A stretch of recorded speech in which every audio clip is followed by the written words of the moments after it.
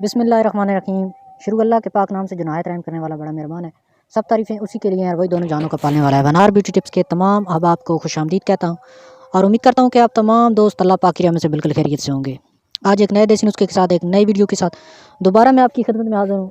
आज मैं आपको एक ऐसा नुस्खा बताने जा रहा हूँ जिसको अगर आप इस्तेमाल करते हैं तो आपके उज़्व ख़ास में ऐसी सख्ती लाएगा कि आप खुद हैरान हो जाएंगे। बहुत ही अच्छी चीज़ है, आपके घर में ये मिल जाएगी आपको।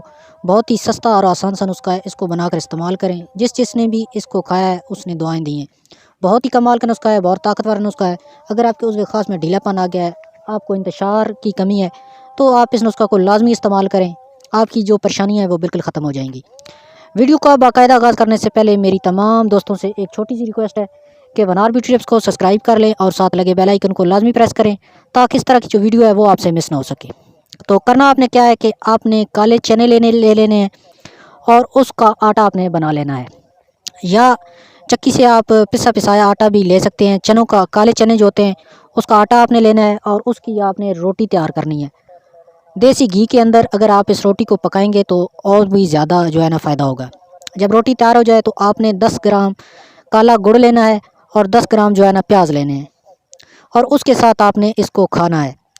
चंद दिन के इस्तेमाल से आपके अंदर ऐसा इंतशार पैदा होगा, आपके अंदर ऐसी ताकत पैदा होगी कि आप यकीन माने कि आपको खुद हैरानगी होगी कि इतनी ताकत हम जो है ना वो आई कहाँ से है। बहुत ही अच्छी चीज़ है, बहुत सस्ता और आसान सा ये टोटका है, इसको बनाकर इस्तेमाल करें। बहुत ही अच्छी चीज़ है।